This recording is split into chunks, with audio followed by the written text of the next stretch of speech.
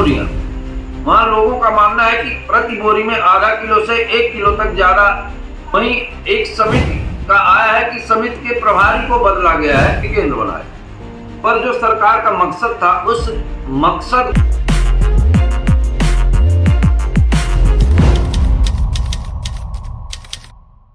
तो नमस्कार, मैं उमेश गौतम, समग्र प्रदेश समाचार से आपको बता दें कि वर्तमान में 2024 का चुनाव चल रहा है, पर उसके बाद भी सबसे महत्वपूर्ण चीज किसानों के गेहूं का खरीदी भी हो रही है।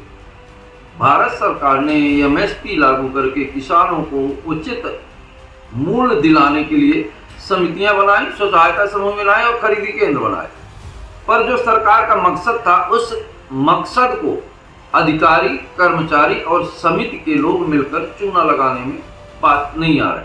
आपको बता दें कि विगत दिनों में के सिंह जैसे डीएसओ थे, अब नागेंद्र सिंह डीएसओ है। ये जब से पद संभाला तब से आरोपों का दौर इन पर लगने लगा।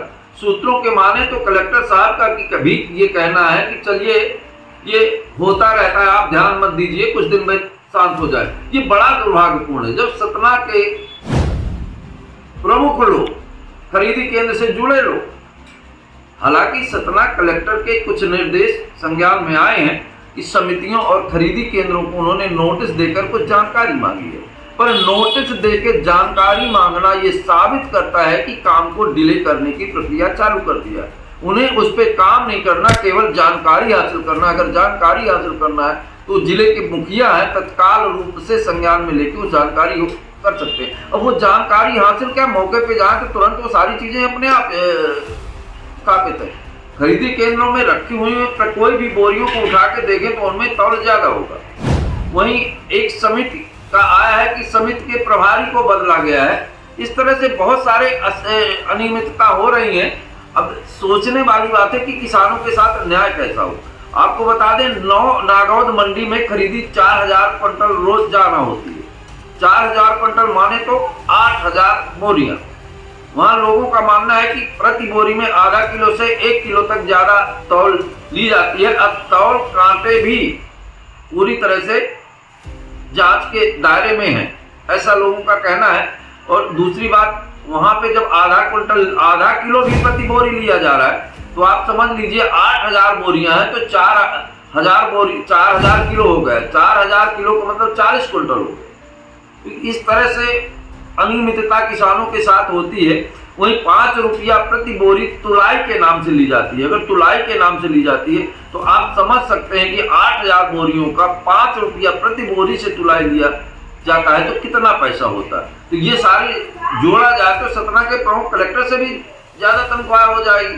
तो इस तरह से जो अनियमितता चल रही है, एक मंडी समिति की बात नहीं कर रहा मैं, सतना की सूत्रों की माने तो ज्यादातर समितियों में ये खेल चल रहा है। यहां तक कि सर्वेयर भी पैसे अलग से किसानों से लेते हैं और कंप्यूटर में फीड करने वाला भी पैसे किसानों से लेता है, जबकि किसानों को समिति केंद्रों में बैठने की, पानी की संपूर्ण व्यवस्था होनी चाहिए, पर जिले की 90% समितियों में पानी पीने की किसानों की व्यवस्था नहीं है। धूप में खड़े होने की तो बात अलग है।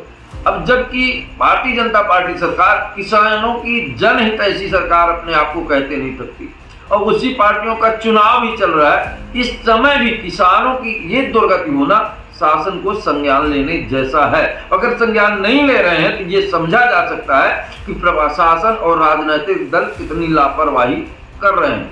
जो किसान इस समय कितनी मेहनत के बाद फसल तैयार करता है और बेचने जाने पर एक नौकर की तरह खड़ा होकर समिति प्रबंधक और सर्वेयर का मुंह ताकता और उससे हाथ जोड़ता रहता है। ऐसी स्थिति में प्रशासन को संज्ञान लेके तुरंत कार्रवाई करना चाहिए। आपको बता दें कि विगत वर्षों से भी प्रिंट मीडिया, सोशल मीडिया सारे इस बात को इंगित करते आए। अभी एक घटना कोठी का वीडियो वायरल हो रहा है जहां खुलेआम सर्वेयर कह रहा है कि मैं 20 रुपए लूं। इस तरह से जो घटनाएं हो रही हैं, पर प्रशासन ने इस तरफ कभी ध्यान नहीं दिया, बल्कि विगत वर्ष ये हल्ला उड़ाया गया कि पत्रकार लोग जाते हैं।